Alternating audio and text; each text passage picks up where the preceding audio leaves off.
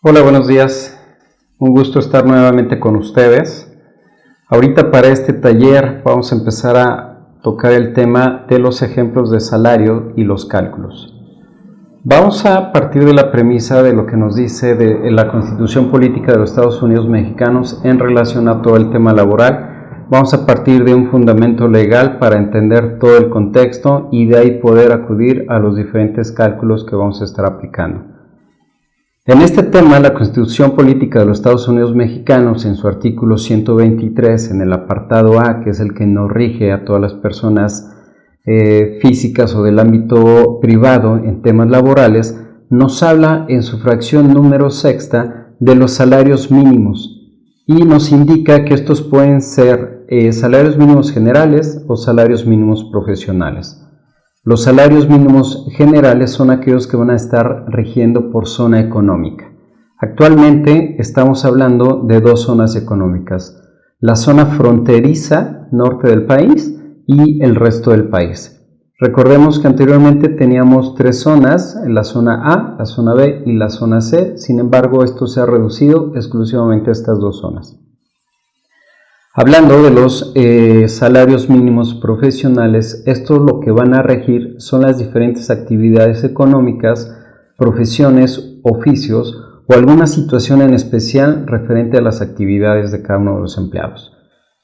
Debemos de tener cuidado, ya que si nos rige algún tema de los 61 conceptos que maneja la Comisión Nacional del Salario Mínimo de las diferentes actividades, si nos rige alguna de ellas, tenemos que estar sujeto a ellos. De no ser así, entonces tendríamos que tomar el salario mínimo general, que es el que rige por áreas. La fracción número sexta nos dice que los salarios mínimos generales deberán ser suficientes para satisfacer las necesidades de un jefe de familia, y esto será en orden de lo material, social, cultural, y para promover la educación obligatoria de los hijos. Que además los salarios mínimos profesionales se fijarán considerando, además de otras cosas, las condiciones distintas de las actividades económicas. La misma fracción sexta nos dice que estos serán fijados por una comisión nacional, que en este caso es la Comisión Nacional de Salarios Mínimos Generales, y que estará formada por representantes de los trabajadores, de los patrones y del gobierno. La fracción número 7 del mismo artículo 123 nos dice que para trabajo igual debe corresponder salario igual. Son premisas que suenan muy obvias, pero que desafortunadamente no siempre las tomamos en cuenta, y muchas veces nos hemos encontrado en el mercado que tenemos a personas que tienen clasificado un puesto igual, sin embargo hay una diferencia en sus salarios. Esto no puede ser, es un tema que tenemos que tener mucho cuidado. Si lo que caracteriza la diferencia de salarios entre uno y otro es la experiencia, entonces tendríamos que cambiar el concepto del puesto, marcando esa diferencia para poder justificar las variaciones en el salario. La fracción número 8 nos dice que el salario mínimo queda exceptuado de embargo, compensación o descuento. Esta es una norma protectora del mismo. Y que la fracción número 10 nos dice que el salario deberá pagarse precisamente en moneda de curso legal y no pudiendo hacerlo con otro tipo de mercancías o con vales. Todo debe ser con moneda de curso legal. La fracción 11 nos empieza a hablar del tiempo extra y nos dice que cuando la jornada de trabajo sea necesario incrementarla, además de pagarle al empleado el costo normal por hora, se le pagará un 100% adicional, y que esta extensión de la jornada no podrá ser de más de 3 horas diarias ni podrá ser de más de 3 veces consecutivas. Estamos hablando de lo que conocemos comúnmente como las horas extras dobles. Y empezamos a manejar este tipo de limitantes para el pago de las mismas. Podemos ver nosotros las tablas que nos rigen o que nos dan el dato de los salarios mínimos vigentes para 2023. Hablamos de la zona libre de la frontera norte, que en este caso es de 312.41, y del resto del país de 207.44. Las dos para el ejercicio 2023 tuvieron un incremento del 20% en relación con los importes vigentes para 2022. Podemos ver en pantalla las diferentes actividades, ya sea profesionales, oficio o trabajos especiales que también tiene considerado la Comisión Nacional de Salarios Mínimos. Es un catálogo de 61 actividades con la mención de cuál es el salario que va a regir en cada uno de ellos. Repito, si nosotros dentro de la actividad que estamos realizando nos encontramos con alguno de estas situaciones, con alguno de estas profesiones, oficios o trabajos especiales, este es el que debemos de tener vigente, ya que puede ser superior o en su mayoría es superior a lo que es el salario mínimo general. De no ser así, entonces el que nos va a regir es el salario mínimo general, que es el que comprende por zonas. Pasemos a lo que es la Ley Federal del Trabajo. En su capítulo número 5 nos habla del salario. El artículo 20, vamos a hacer un poquito más, un poquito de reseña del concepto. El artículo 20 nos dice que se entiende por relación de trabajo cualquiera que sea el acto que dé origen a la prestación de un trabajo personal subordinado a una persona mediante el pago de un salario.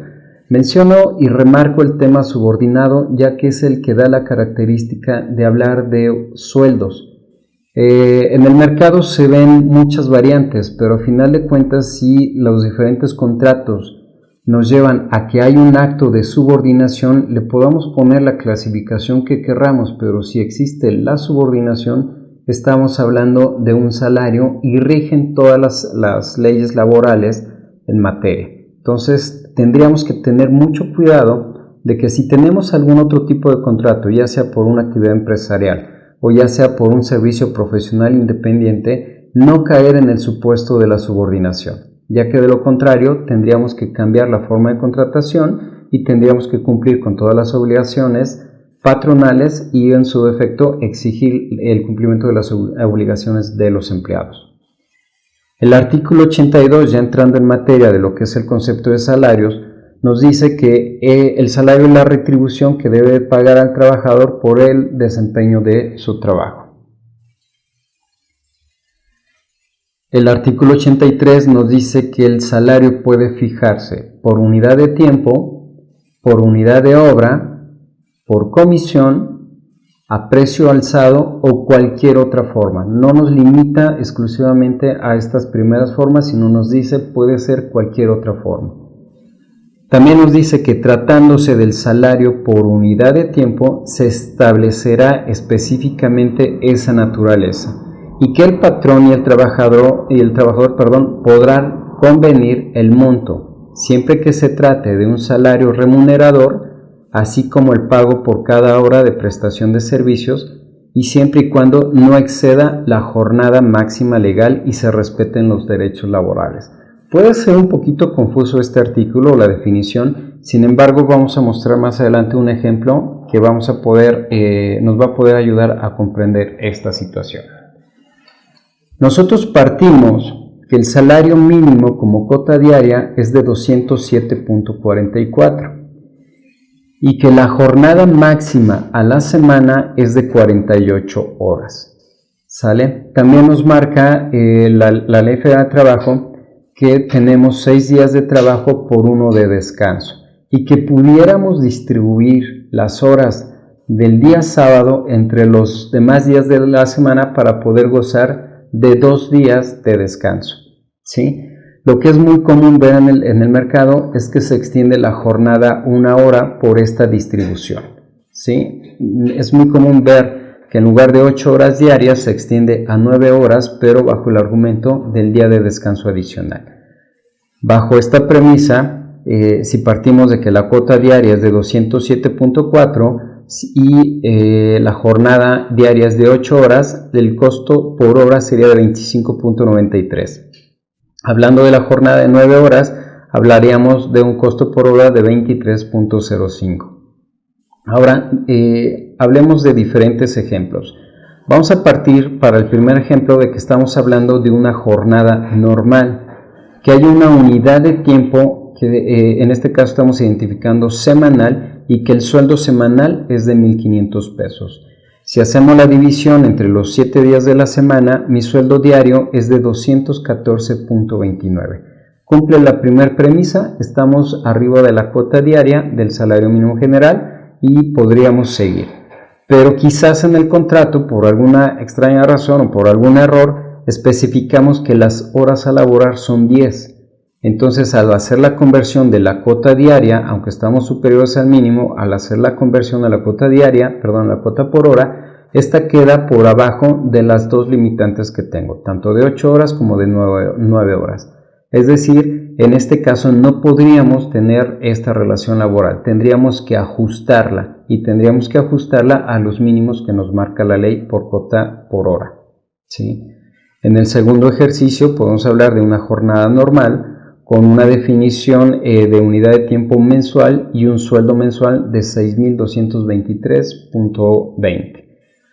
Dividiéndolo entre 30, que es lo que corresponde a la cuota mensual, hablamos de un salario diario de 200.44 que corresponde al mínimo. Y sujetándonos a las jornadas de trabajo, ya sea de 8 o de 9, en este caso de 9, cumplimos también con la cuota por hora, es decir, esta forma de contratar es correcta. Para el tercer ejercicio, hablando de una jornada normal y de una unidad de tiempo semanal, con un ingreso semanal de 1,500 pesos, podemos dividirlo entre 7, tenemos la cuota fija de 214.29 y dividiéndolo entre 8, que sería una jornada normal, estamos sobre 26.79. También cumplimos con los requisitos que nos marca la ley y podemos contratar de esta forma. Ahora, viene un tema en el sentido de lo que es una jornada reducida o una semana reducida. ¿Qué es una y qué es otra? La jornada reducida nos habla de que son menos horas de trabajo al día. Esa sería una jornada reducida. En este caso, el ejemplo que vamos a ver es sobre la misma proporción de 1,500 a la semana. ¿Cuánto tendría yo que pagar si la jornada es de 6 horas? Por regla de 3 determinamos que serían 1,125 pesos, ¿sí? Al dividirlo entre los mismos 7 días corresponde 160.71 pesos la cuota diaria. Estamos muy por abajo del mínimo y no podríamos dar seguimiento a esta forma de contratación. Si dividimos esto entre las 6 horas de la jornada, sí quedamos arriba de los límites por hora, pero no cumplimos la primera premisa del salario mínimo general, ¿sí? Cuando hablamos de semana reducida, lo que tratamos de ver aquí es que son menos días los que trabajo. Entonces, haciendo una similitud también por regla de 3 en relación a 5 días, calculamos que el sueldo semanal es de 1,071.43. Dividido entre los 5 días, mi cuota diaria es de 214.29, estoy arriba del salario mínimo general y aplicando las horas de la jornada de 8 horas, estoy cumpliendo con la cuota por hora. Es decir, en este caso sí podríamos continuar con ese tipo de contratación. Ahora, cuando hablamos de una unidad de obra, estamos especificando que vamos a estar hablando de alguna actividad en específico que va a desempeñar el trabajador. Lo que tenemos que tener cuidado cuando estamos hablando de este salario por unidad de obra es que la obra se ejecute o se va a ejecutar dentro de un plazo o de un término de días y que debemos de cuidar que también se dé cumplimiento al término de la jornada laboral. Es decir, tenemos que tener un cálculo para definir esa obra, en cuánto tiempo se va a desarrollar y en cuántas horas al día también se va a desarrollar. Aplica muy similar a los ejercicios que estamos viendo. No podemos exigir que el cumplimiento de una obra se realice en una jornada superior a los límites que marca la ley. Tendríamos que tener cuidado tanto en los días como en las horas diarias que vamos a desempeñar esa obra. Si la obra queda dentro o por debajo de los mínimos que marca la ley o estamos mencionando una jornada inhumana, que así lo menciona, estaremos en una falta a este artículo. El artículo 84 nos dice que el salario se integra, y ojo, porque aquí es importante definir cuáles son los conceptos que son considerados como salario. Nosotros estamos acostumbrados a que el salario es la cuota diaria que fijamos para el pago del mismo, o en su defecto a la cuota mensual dividida entre 30 y que la convertimos a diario. Lo que nos va a estar marcando la ley es que independientemente del periodo de la percepción o del periodo que estemos mencionando, siempre lo vamos a estar manejando con una cuota diaria. Y hablamos, por ejemplo, en este caso, o continuamos con los pagos hechos en efectivo por cuota diaria, las gratificaciones, las percepciones, la habitación, primas, comisiones, prestaciones en especie y cualquier otra cantidad o prestación que se entregue al trabajador por su trabajo. Es decir, no solamente es aquello que nosotros conocemos como el sueldo, sino cualquier concepto que nosotros le paguemos al trabajador por el desempeño de su trabajo forma parte integral del mismo, y este debe de ser considerado para diversas situaciones. El artículo 85 nos dice que el salario debe de ser remunerador, nunca menor al fijado como mínimo de acuerdo a las disposiciones de ley, y que para fijar el importe del salario se tomará en consideración la cantidad y calidad de trabajo. ¿Sí? El salario por unidad de obra, que es lo que habíamos comentado anteriormente, el salario por unidad de obra, la retribución que se pague será tal que para el trabajo normal en una jornada de 8 horas dé por resultado el monto del salario mínimo por lo menos. Puede dar más indiscutiblemente, pero al menos tratándose de tiempo y de jornada laboral, la cuota diaria debe de cumplir con el salario mínimo general. Nuevamente nos encontramos el precepto que a trabajo igual corresponde salario igual. Es algo que desafortunadamente las empresas no cuidan siempre y pueden tener muchas fallas en este sentido. El artículo 87 nos indica que los trabajadores tendrán derecho a un aguinaldo anual que corresponderá a 15 días de sueldo por lo menos, y que este deberá ser pagado a más tardar el día 20 de diciembre. También nos indica en su segundo párrafo que cuando hablemos de personal que no ha cumplido un año de servicios como tal, se le pagará esta prestación en proporción a los días que haya trabajado.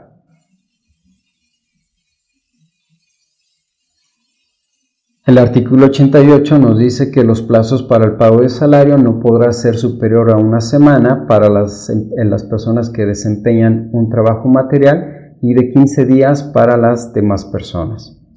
El artículo 89 nos dice que para el pago de las indemnizaciones, las que nos menciona el artículo 50 de la Ley Federal del Trabajo, que en resumen son aquellas que debe de cumplir el patrón cuando no quiere restituir a un trabajador en su puesto. Estas deberán ser calculadas en base al salario que corresponda en el momento de que nazca la obligación. ¿Qué salario va a ser? El que esté determinado en el artículo 84. Por eso es muy importante tener esa definición. Salario no es como tal el concepto de salario, sino es todos aquellos conceptos que se le paguen al trabajador por el desempeño de su trabajo.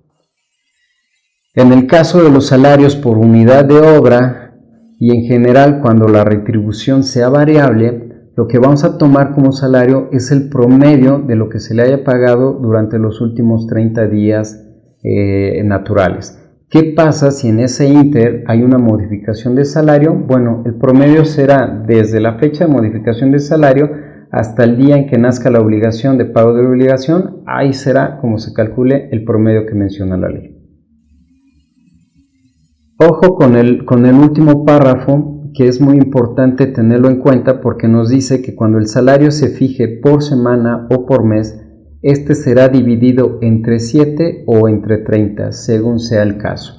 Más adelante, hablando de la ley del Seguro Social, veremos que ratifica esta situación y que no solamente se queda con la opción de 7 días o de 30 días.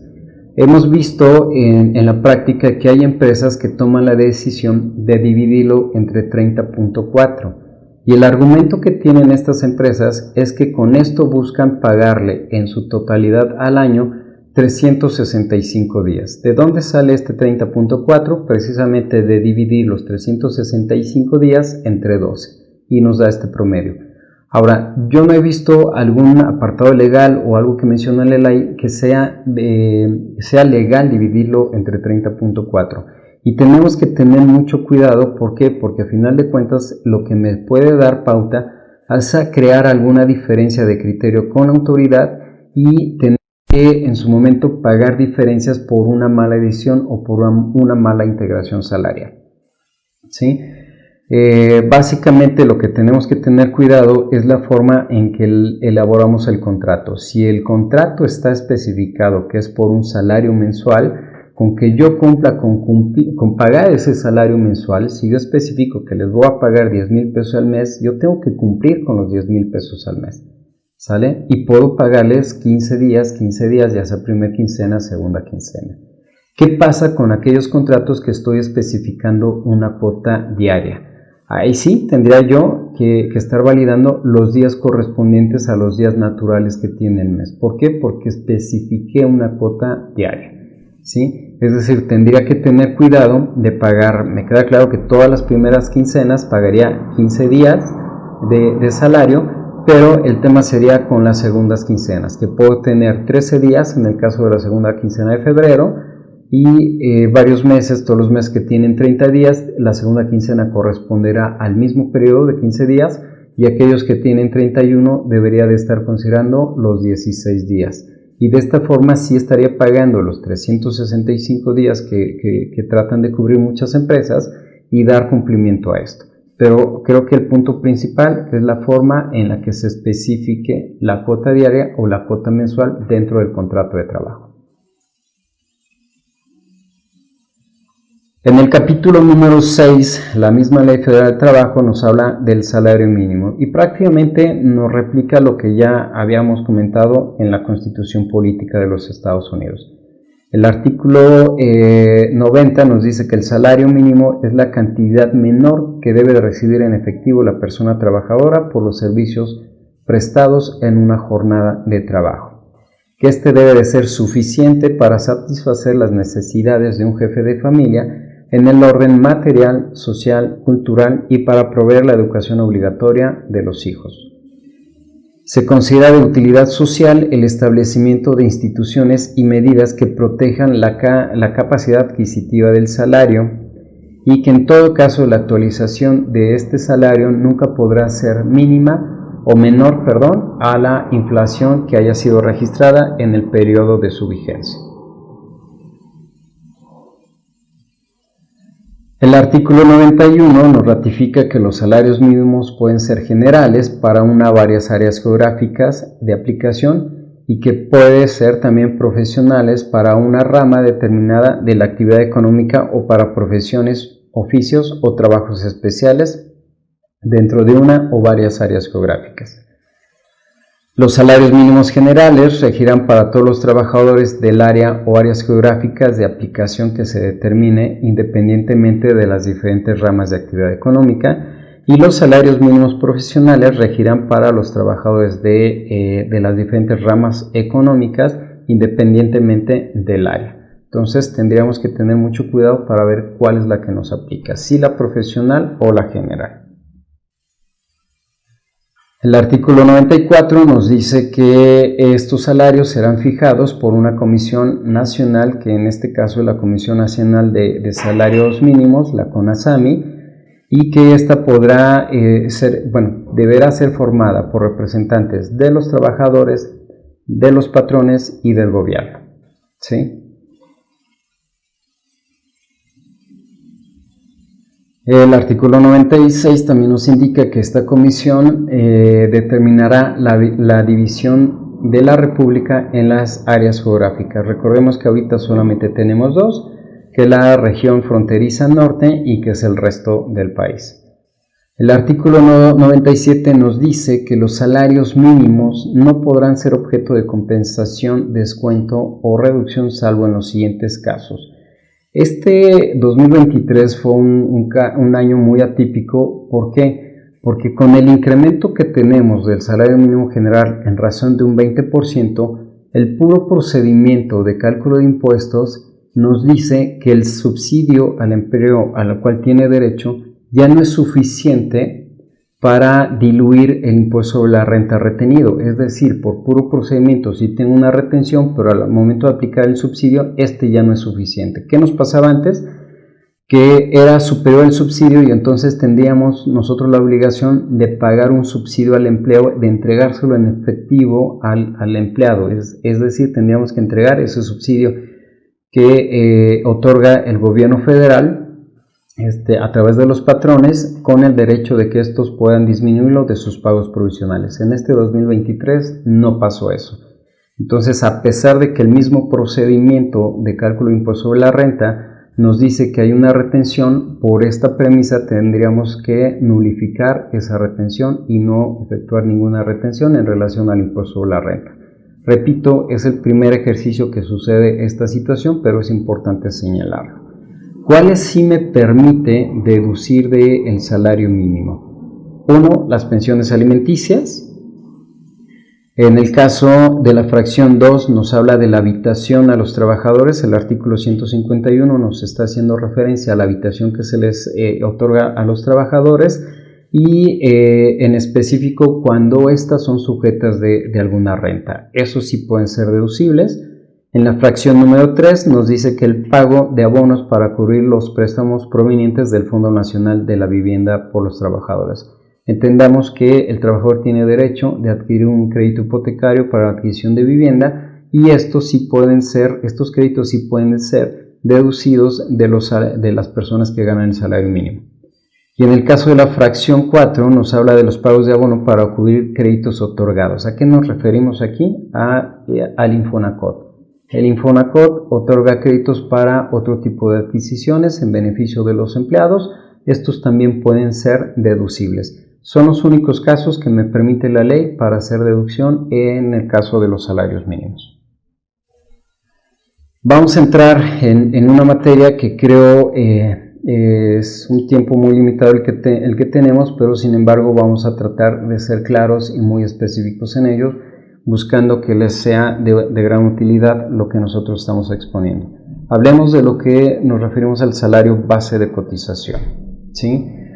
La ley del Seguro Social, también vamos a iniciar por algunos conceptos básicos para poder entender todo el panorama. La ley del Seguro Social, en el título primero que nos habla de disposiciones generales, en el capítulo único, su artículo 105 nos dice que para efectos de esta ley se entiende por, en la fracción número 4 nos dice patrones, es la persona empleadora que en carácter de la Ley Federal del Trabajo se determine como patrón, es decir, aquel que usa los servicios de una persona adicional mediante el pago de un salario para el desempeño de un trabajo. La fracción número 5 nos dice trabajadores o trabajador es la persona física que la ley del trabajo define como tal. Y el trabajador permanente es simple, es aquel que tiene un contrato por tiempo indeterminado. La fracción número 7 nos habla del trabajador eventual, es aquel que tenga una relación de trabajo por obra determinada o por tiempo determinado. Tendríamos que especificar bien esta situación, ya que tenemos limitantes por parte de la ley para contratarlo bajo este esquema. Recordemos que hay premisas que salvaguardan los derechos de los trabajadores y en la actualidad no está permitido el contratar de manera parcial o de manera temporal a los trabajadores sin una causa justificada. Las dos deben de estar justificadas, ya sea por tiempo o ya sea por obra. La fracción número 11 nos dice que los asegurados o asegurados es el trabajador o sujeto de aseguramiento inscrito ante el instituto en los términos de la ley. Salario, en el caso de la fracción 18, salario o salarios, es la retribución que la ley del trabajo define como tal, ¿sí? El artículo 12 de la ley nos dice quiénes son de sujetos de aseguramiento. Estamos hablando del régimen obligatorio. En este caso nos dice que las personas que de conformidad con los artículos 20 y 21 de la Ley Federal de Trabajo presten de forma permanente o eventual a otras de carácter físico o moral o unidades económicas sin personal jurídico un servicio remunerado, personal y subordinado. Cuando nosotros estemos hablando de salarios, siempre vamos a estar escuchando el concepto subordinado. Entonces tenemos que tener muy en cuenta esa definición. Ahora, hablemos del capítulo primero en el tema del régimen obligatorio y estamos obligados, según el artículo 15, los patrones están obligados. En la fracción 1 nos dice que a registrarse, ¿sí? Es decir, debemos de obtener un registro patronal y en segundo caso, inscribir a nuestros trabajadores en el instituto. Comunicar altas, comunicar bajas, comunicar modificaciones de salario y los demás datos que nos pida el instituto mediante un plazo no mayor a 5 días hábiles. Es muy importante que cumplamos con esta observación y recordemos que en caso de alguna eventualidad o algún tema de capital constitutivo, estos 5 días hábiles no nos quitan ninguna responsabilidad al respecto. Ahora sí, creo que vamos a partir de lo que nos dice el famoso artículo 27, que es el que nos dicta la forma de integrar el salario. Cuando hablamos de Ley Federal del Trabajo, el artículo 84 nos dice cómo se va a integrar el salario, ¿sí? En el caso del artículo 27 nos dice cómo se integra el salario base de cotización. Por costumbre siempre hablamos que para el tema de Seguro Social hablamos de salario ideal integrado, cuando en temas legales realmente lo correcto sería estar hablando de un salario base de cotización, el cual se integra mediante un mecanismo, ¿sí? Vamos a ver que este concepto al inicio nos habla o es muy similar al artículo 84. Nos dice que el salario base de cotización se integra con los pagos hechos en efectivo por cuota diaria, gratificaciones, percepciones, alimentación, habitación, primas, comisiones, prestaciones en especie y cualquier otra cantidad o prestación que se entregue al trabajador por su trabajo. Hasta ahí nos quedamos y bajo este contexto podemos decir que todo lo que le paguemos al trabajador por el desempeño de su trabajo forma parte del salario base de cotización. Entonces partamos del precepto que siempre debemos de considerar que todo lo que le pague va a ser integrante del salario base de cotización. Es muy importante. Y ahora sí, nos vamos a la demás descripción porque nos dice que se van a excluir de este salario base de cotización, dada la naturaleza, los siguientes conceptos. De inicio nos dice todo va a integrar y ahora sí nos dice excepto lo siguiente. En la fracción primera nos dice que los instrumentos de trabajo, tales como herramientas, ropa y otros similares. ¿Qué es lo que pasa? Que mucha gente trata de integrar a las percepciones que tiene el trabajador, el equipo de seguridad, las herramientas que desempeña o adicionales, tratándolos de hacer ver como que es parte de la prestación a la cual tienen derecho. Esto no sucede así, es obligación del patrón brindar al empleado la herramienta necesaria para el desempeño de sus funciones y o, en su defecto, la ropa necesaria para el resguardo de su seguridad, ¿sí? En el caso de la fracción 2 nos habla del ahorro. ¿Qué ahorro? El fondo de ahorro como tal. Y en el tema de fondo de ahorro podemos estar hablando de las diferentes limitantes que tiene. Primer limitante, no puede ser más del 13% del salario registrado, ¿sí? Del salario diario que tenga. Solamente puede aportar hasta un 13%. También nos dice que va a ser la aportación de igual forma, tanto la aportación obrera como la aportación patronal deben de ser exactamente las mismas. Y que esta aportación no podrá ser superior a 1.3 sumas elevado al mes o elevado al periodo en el cual hagan la aportación. Esas son las limitantes, las primeras limitantes en cuanto a cuantía. En cuanto a disposición, podemos estar hablando que no puede disponer en más de 2 veces. Por eso es que las empresas, para salvaguardar cualquier situación del beneficio que puedan tener en relación a otorgar el fondo de ahorro, solamente hacen una sola entrega, ¿sí? Teniendo todos estos parámetros, entonces tenemos derecho a todos los beneficios que nos marca el otorgar esta prestación, como es el fondo de ahorro. Más adelante vamos a ver qué pasa cuando no cumplimos con estas limitantes o hay alguna situación adicional.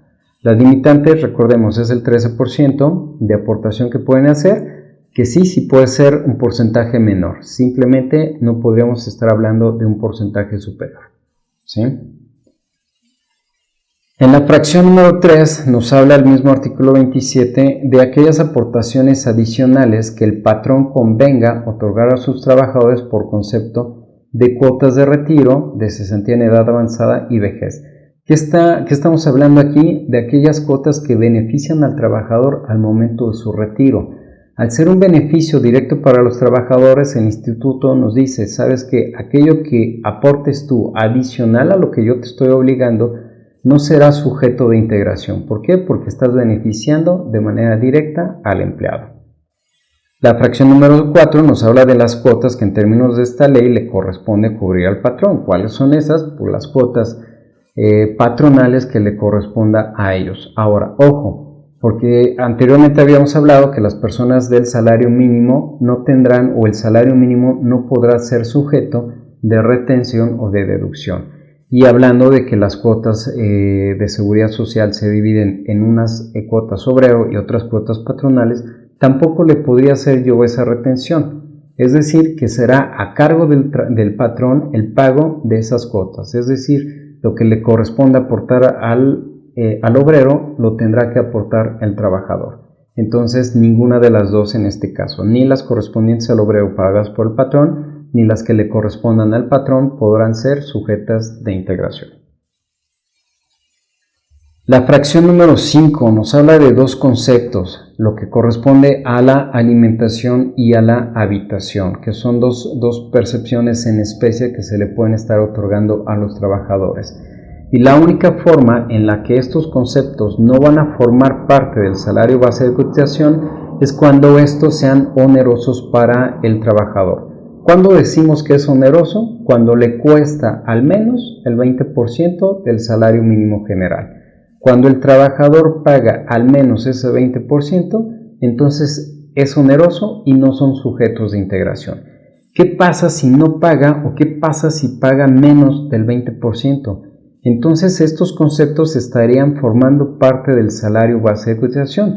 Tenemos que tener mucho cuidado porque hay muchas empresas que dan el servicio de comedor. En la mayoría los dan por una sola comida al día, pero al momento de no hacerlo oneroso, lo que me incrementa es que por una comida me puede incrementar en un 8.33% el salario base de cotización. ¿Sí? Hablando de 3 comidas, podemos estar llegando a un 25% por alimentación y en caso de habitación a otro 25%. Es decir, me puedo ir a montos muy elevados si no tengo cuidado en considerar el tema de que sea oneroso para el trabajador. Tenemos que tener mucho cuidado porque la autoridad es muy exigente en este sentido y nos hace este tipo de integración aun cuando la diferencia es de un centavo menos. Por eso incluso nosotros recomendamos a las empresas que puedan redondear y que queden arriba del 20% del salario mínimo. Y que tengan mucho cuidado con el cambio en la vigencia del salario, ya que en el mes de diciembre, que es cuando se da a conocer el nuevo salario, tenemos que prever lo que vayamos a descontar para el siguiente ejercicio fiscal que entra el nuevo salario y tener cuidado que no quedemos abajo. De lo contrario, podemos caer en incumplimiento y ser acreedores a diferencias en el pago de cuotas. ¿Sí? En la fracción número 6 hablamos de las despensas, ya sea en especie o en dinero, siempre y cuando estas no excedan de un 40% del salario mínimo general. Si exceden, entonces veremos más adelante cuál es el importe que podrá ser parte del salario base de cotización. Pero si estoy dentro de ese 40%, entonces no es sujeto de integración. Es una percepción que le estoy dando al empleado o una prestación que puede ser de manera en especie o puede ser en dinero y que me pueden ayudar a elevar la calidad de vida del trabajador sin que sea o sin que se considere un costo adicional para mí como patrón. pero siempre cuidando de las limitantes que nos marca la ley. La fracción número 7 nos habla de los premios por asistencia y de los premios puntualidad, siempre que el importe de cada uno de estos no exceda del 10% del salario base de cotización. ¿Qué es salario base de cotización? El que se tenga registrado al momento de que exista la obligación de pagar esta percepción. Si no excede de ese 10%, entonces hablemos de que no forman parte de integración salarial, ¿sí? Ahora, ¿qué pasa? Que muchas empresas tratan de maquillar alguna cuota diaria o alguna cuota fija bajo estos conceptos. Tenemos que tener cuidado de llamar las cosas como realmente son y no tratarles de dar una clasificación diferente bajo un argumento irreal en las leyes. Es decir, un premio de puntualidad o un premio de asistencia debe de existir referente a las reglas tanto de puntualidad como de existencia. Y es muy raro ver dentro de las empresas que todo el mundo llegue puntual o que todo el mundo asista. Siempre hay incidencias que aplican en nómina. Sin embargo, hay empresas que a pesar de esa inasistencia o de esa impuntualidad siguen dando en premio. ¿Para qué? Para efectos de poder pagarles un poco más a los empleados, pero entonces estamos desvirtuando la naturaleza del mismo. Y al momento de que se desvirtúa, entonces la autoridad dice no es premio, es un sobresueldo y forma parte del salario base de cotización. Tendríamos que tener bien documentado en su defecto las reglas para participar de estos premios y tendríamos que tener perfectamente documentado las medidas o los controles que se tienen para poder acreditar el otorgamiento de estos premios. De no tenerlo perfectamente documentado, corremos el riesgo de que la autoridad me lo considere como un sobresueldo, como ella lo llama. ¿Sí? Las cantidades, en el caso de la fracción 8, las cantidades aportadas para fines sociales, considerados tales como las entregadas para constituir fondos de algún plan de pensiones establecidos por el patrón o derivado de la contratación colectiva. Los planes de pensiones serán solo los que reúnan los requisitos que establezca la Comisión Nacional del Sistema de Ahorro para el Retiro. Es decir, volvemos a hablar de un beneficio para los trabajadores en función de su retiro, esas no van a ser consideradas. Y tratándose de las derivadas por medio de un contrato o una contratación colectiva, estamos hablando de cuotas sindicales, ¿sí? Estos dos conceptos pueden no ser considerados para efectos de integración salarial. Mucho cuidado con el tema de cuotas sindicales porque también nos hemos encontrado que es una forma en que algunas personas tratan de maquillar el salario que realmente les están dando a los empleados cuando no es así. Repito, tenemos que llamar las cosas por su nombre y si el concepto es salarios hay que llamarlo así y reconocer la obligación que tenemos y cumplir con estas obligaciones. El artículo la fracción 9 nos habla del tiempo extraordinario y nos dice que es aquel que esté dentro de los márgenes señalados en la Ley Federal del Trabajo. Recordemos que hablamos de los límites que nos maneja la Constitución Política de los Estados Unidos Mexicanos y que luego reforzó la Ley Federal del Trabajo. ¿Cuáles son esas limitantes?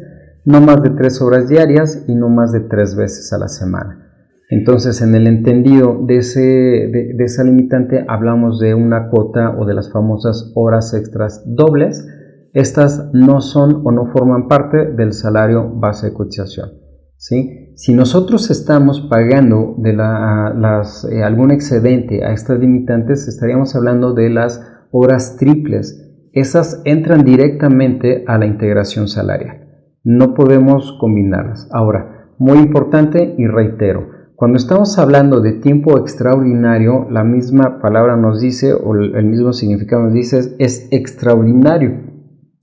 No podemos estar pagando siempre, cada 15 días, las famosas 9 horas, porque entonces deja de ser extraordinario y se vuelve en ordinario. Y al momento de que deja de ser un tiempo extraordinario, entonces sí forma parte del salario base de cotización. La autoridad este concepto también lo considera como un sobresueldo y lo integra directamente. Ahora, para que estos conceptos puedan ser considerados y puedan ser exceptuados de la integración al salario base de cotización, debemos de cumplir con las diferentes normas. En cursos pasados, en pláticas pasadas, hemos mencionado las diferentes obligaciones que tenemos, tanto como patrones como empleados.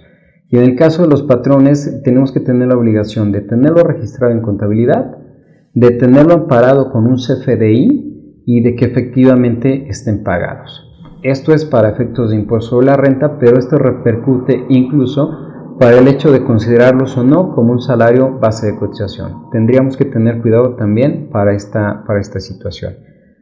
Ahora, nos habla de que en los conceptos previstos en las fracciones 6, 7 y 9, cuando el importe de estas prestaciones rebase el porcentaje establecido, solamente se integrarán los excedentes. Me voy a regresar un poquito para ver cuáles son estas fracciones y tenerlas muy presentes.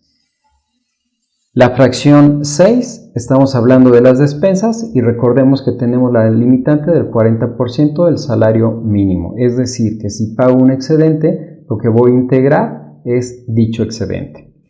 La fracción 7 nos habla de los premios por asistencia y puntualidad con una limitante del 10% del salario base de cotización. También, si excedemos de esa limitante, lo que voy a integrar es el excedente solamente. Y en el caso de la fracción 9, estamos hablando exclusivamente del tiempo extraordinario que no exceda de los límites, es decir, las horas dobles. Las horas triples quedan registradas y se integran de manera directa. Muy bien. El artículo 28 nos habla que los asegurados se inscribirán con el salario base de cotización que perciban en el momento de su afiliación, estableciéndose como un límite el equivalente a 25 veces el salario mínimo general. Recordemos que anteriormente todo estaba regido por el salario mínimo general, sin embargo viene una separación y nos marca la misma Constitución que el salario mínimo es aquello que afecte el pago al empleado, y que no puede ser usado como una medida para cualquier otra situación. Estas medidas para cualquier otra situación serán a través de la UMA, de la Unidad de Medida y Administración.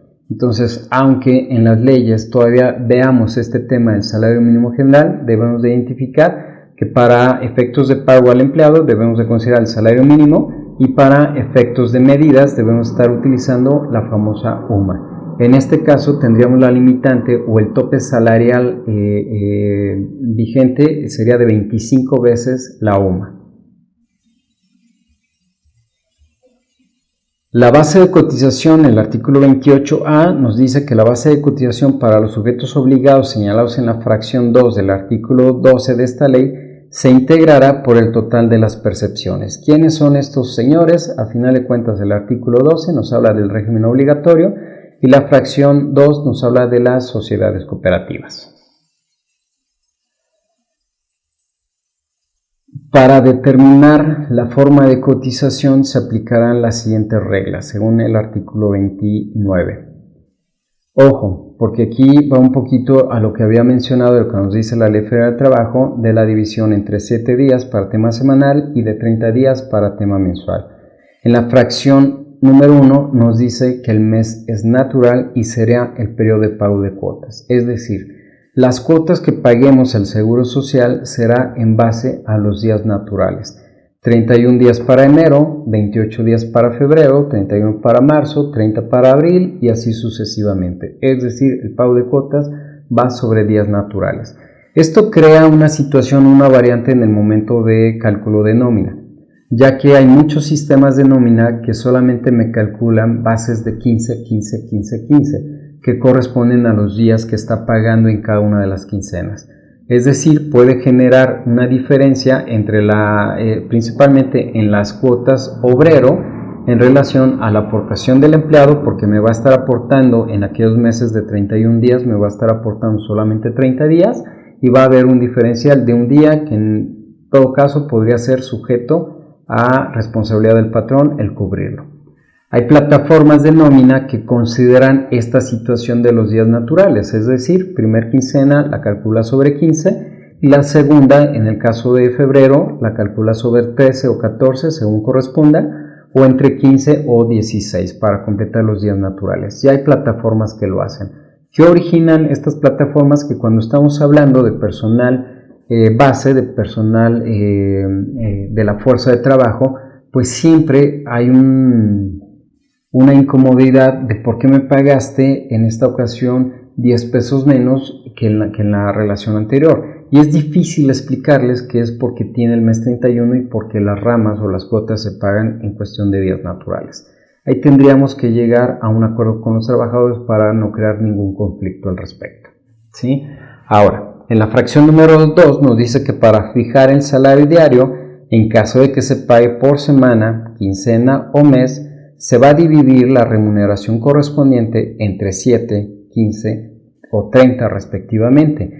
Vuelvo al mismo tema, no veo yo algún concepto que me permita dividir la cuota o el salario para determinar el salario diario, no lo veo en relación a 30.4, ¿sí? Tendríamos que tener fuerza en la forma que tenemos de contratar a los empleados para especificar si es por periodo o si es por cuota diaria. Y repito, si es por periodo tenemos que acatar lo que nos dice la ley, y estamos hablando ya de que hay una disposición en la Ley Federal de Trabajo y lo está ratificando ahora la Ley del Seguro Social. ¿Qué pasa si una cuota mensual la divido entre 30.4 y en base a esa cuota yo determino un salario base de cotización? Esta ley me está diciendo que no es entre 30.4, que es entre 30. Entonces esta discrepancia entre este artículo y la práctica que estemos realizando como patrones pudiera generar ante la autoridad cierta diferencia, y la autoridad determinaría que estamos cotizando con un salario inferior.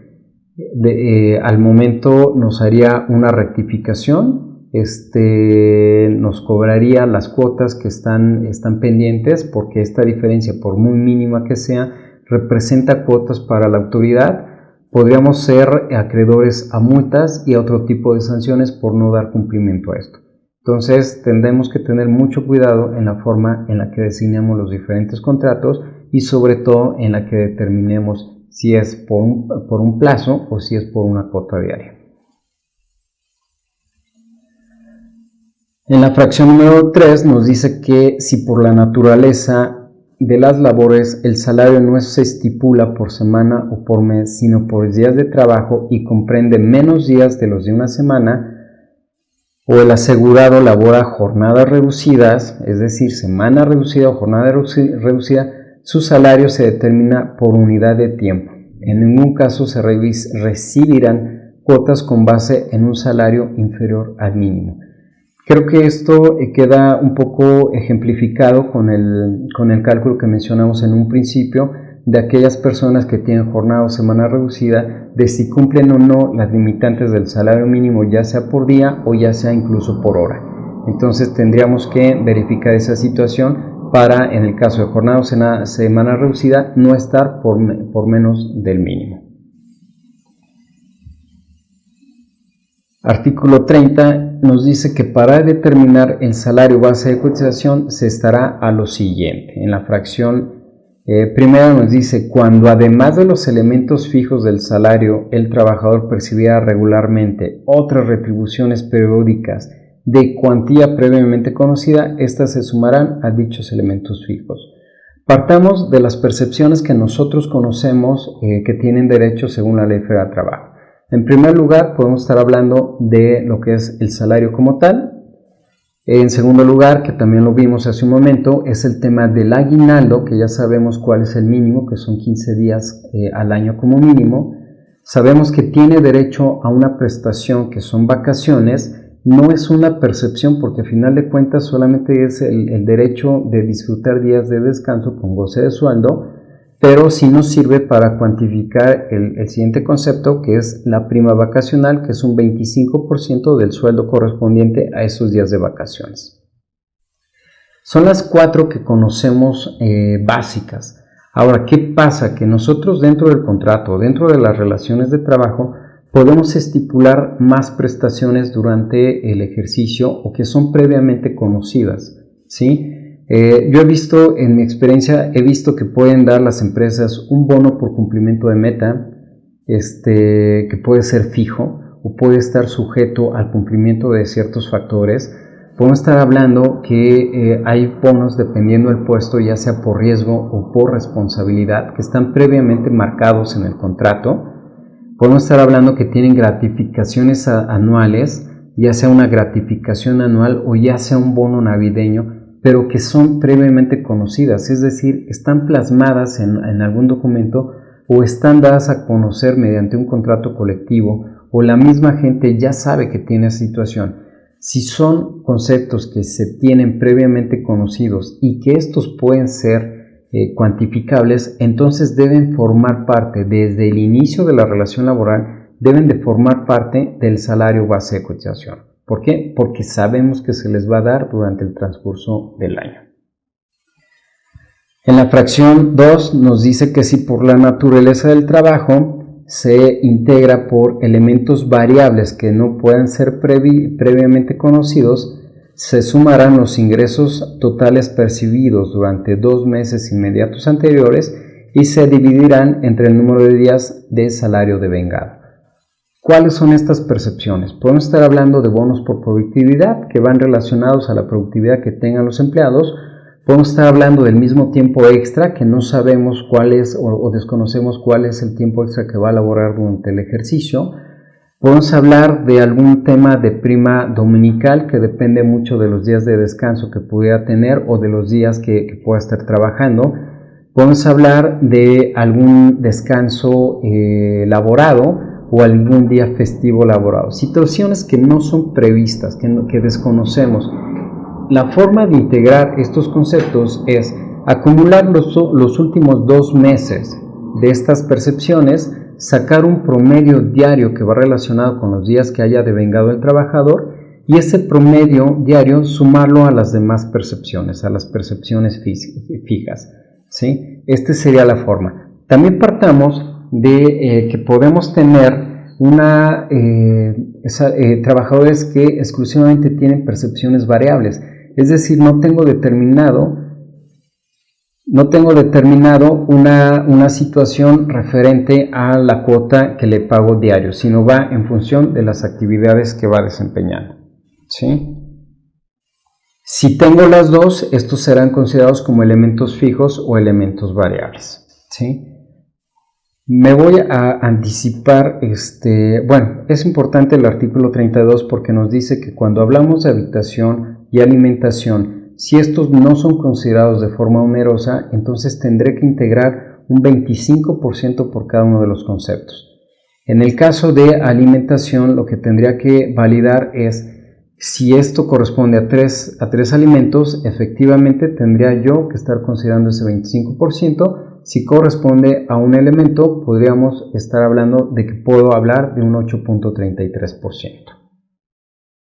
Vamos a hacer lo que es la integración de las percepciones mínimas de ley. Hablando de un sueldo mensual, estamos hablando de que la base sería 30 días, que tengo un importe mensual de 20,000 pesos, por lo cual no tengo ninguna limitante en base al artículo 27 principalmente, por lo cual integra todo.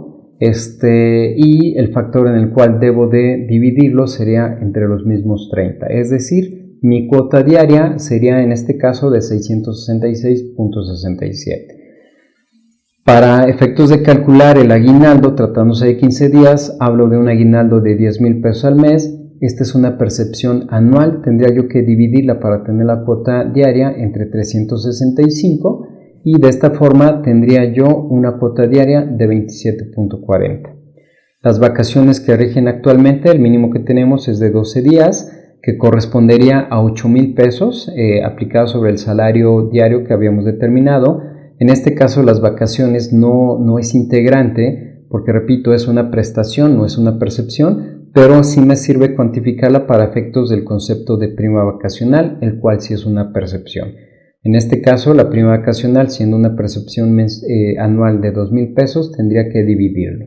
Estos son los elementos mínimos de integración, por lo cual sobre este salario yo tendría 699.54, que haciendo referencia al salario diario, tendría yo un factor de integración mínimo de 1.0493. Puedo tener percepciones superiores a las de la ley en este caso estamos hablando de un sueldo de periodo semanal de 7 días. Entonces, al ser semanal tengo que dividirlo entre 7, determino mi cuota diaria. En este caso estoy hablando de un aguinaldo de 30 días, de vacaciones con 3 días adicionales a los mínimos que me marca la ley y de una prima vacacional de un 35%.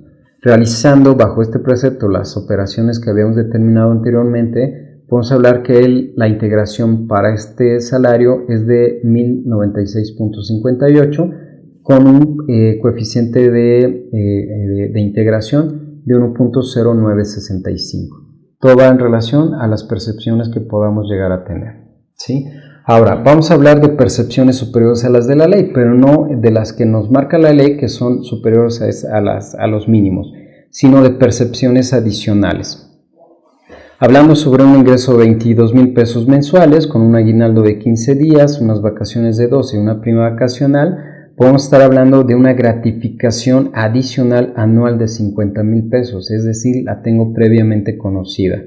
De un bono navideño de 5,000 pesos, que también está marcada en contrato, de un bono por turno especial mensual, una percepción mensual de 2,000 pesos, y de un bono por riesgo y responsabilidad de 2,500 pesos, también mensual, previamente conocido.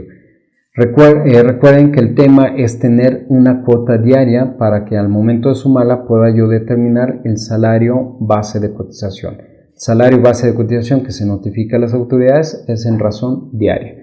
En este caso, aplicando el cálculo ya sea de la percepción mensual o anual y dividirlo entre dicho periodo, tenemos la cuota diaria y podemos partir que tengo un salario base de cotización de 1070.18 con un factor de integración de 1.4593. De igual forma, y yo creo que este es un tema muy importante porque estoy incluyendo los conceptos que nos marca el artículo 27, la base es la misma, un sueldo de 22,000 pesos con las percepciones que nos marca los mínimos de ley bajo las premisas. No estoy considerando el tema de instrumentos de trabajo por las razones que ya había explicado. Sí estoy considerando un fondo de ahorro que es misma aportación del patrón del 13% del sueldo topado con un tope de 1.3 veces el salario mínimo general. Bajo esta premisa cumple con lo mencionado en el artículo 27, por lo cual no integra en su totalidad y no forma parte del salario base de cotización. La despensa, estoy respetando el 40% del salario mínimo general, por lo cual tampoco es integrante conforme al artículo 27 y no forma parte del salario base de cotización. Premio y puntualidad de existencia, misma situación, cumplo con las reglas y no forma parte. Son percepciones que está teniendo el empleado, es un beneficio que está teniendo el empleado, pero a mí como patrón no me está causando ningún gasto adicional, ¿sí? No tengo un tema de alimentación onerosa ni de habitación onerosa. En este caso, mi salario base de cotización es de 719.50. ¿Sí? Los mismos conceptos, solamente que ahora sí excedo de las limitantes señaladas en el artículo 27. En el caso de fondo de ahorro, estoy hablando de una aportación patronal del 16% cuando el trabajador solamente aporta el 13%. Es decir, solamente voy a integrar la diferencia que son 660 pesos. En el caso de despensa excedo el 40%, por lo cual solamente integro los 510.72 restante y mismo caso para el premio de puntualidad y premio de asistencia. Solamente el excedente forman parte del salario base de cotización, mismo margen con diferentes importes en los últimos rubros. Me da un salario base de cotización de 854.62. En este tema quise considerar sí el tema de alimentación no onerosa con una comida, es decir, le tengo que incrementar un 8.33 al salario base de cotización y con una habitación no onerosa, por lo cual debo de incrementar el 25%. Es decir, puedo llegar a un base de cotización de 1139.50. ¿Sí? Básicamente estos son diferentes ejercicios que me dan la forma de integrar esta situación. En el ejemplo que tengo en pantalla podemos estar hablando de los conceptos variables. Estoy cambiándole el nombre porque estoy hablando ya no de un sueldo sino una comisión el cual se debe estar calculando de manera mensual. En este caso vamos a decir que es de 30,000 pesos, y sobre esa comisión tendría yo la obligación de pagar aguinaldo, vacaciones y prima vacacional en relación del sueldo promedio estipulado en el último mes. Añado lo que corresponde al tiempo extra doble, el cual no forma parte del salario base de cotización, no es integrante. El tiempo extra triple sí, la prima dominical sí, el descanso laborado sí y el festivo laborado también. También con un bono de cumplimiento de meta de 15. ¿Qué es lo que pasa? Que las percepciones que son previamente conocidas forman parte del integrado fijo o del salario base fijo, y las que no son conocidas tengo que hacer la acumulación de lo que pagué en los últimos 2 meses y hacer un promedio en relación a los días pagados o devengados en ese periodo. En este caso estamos hablando de 60 días, por lo cual determinamos un promedio diario de esas percepciones variables, las cuales son sumadas a las fijas, y determinamos el salario base de cotización de 1,474.72. Básicamente, esta es la forma en la que tendríamos que estar integrando.